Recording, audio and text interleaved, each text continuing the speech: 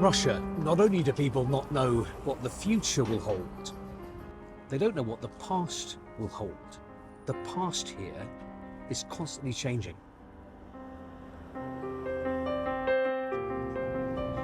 So I'm going down into the Moscow metro because somewhere here, deep underground, a ghost of Russia's past has reappeared.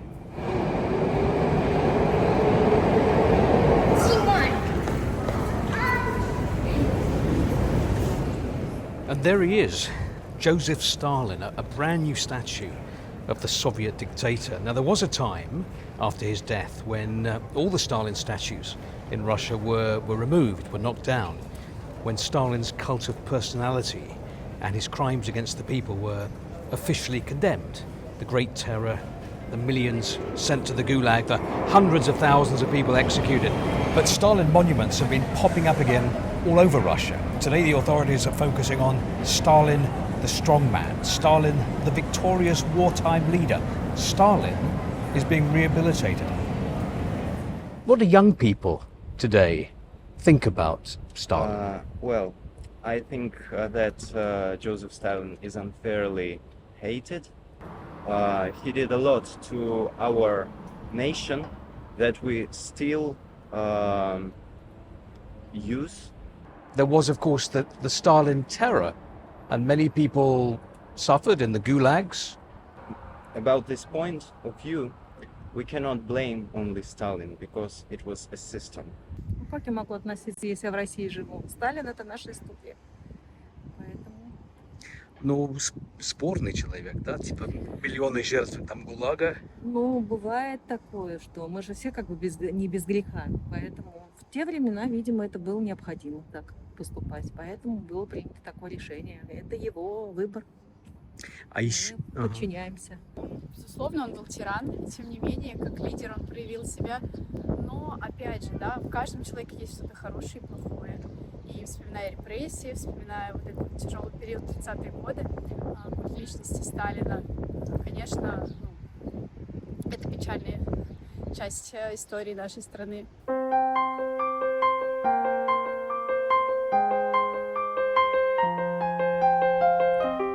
But it's not just Joseph Stalin who's making a comeback. So, would you believe, is the USSR. I'll explain how a little bit later.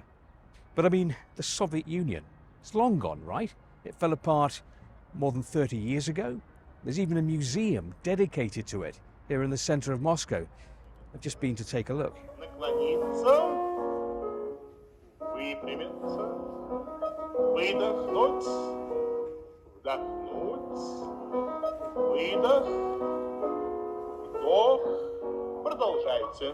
It's a real Aladdin's cave, or perhaps I should say Lenin's cave, full of the sights and the sounds and even the smells of a country that has passed into history.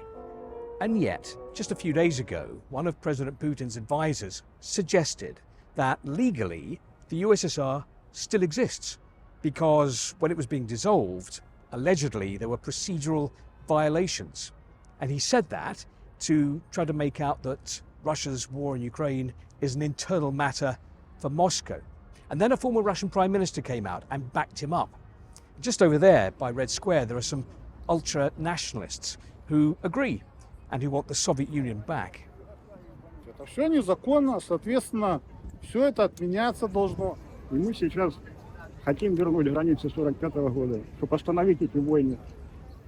Если завтра появится или скажут, что СССР вернулся, вот как вы к этому отнесетесь? Я не думаю, что это реально в нынешней ситуации политической, потому что каждая страна, которая была когда-то республикой, да, входящей в СССР, в данный момент тоже достаточно автономной, самостоятельной, и захотят ли они опять создать этот союз, но мне кажется, нет.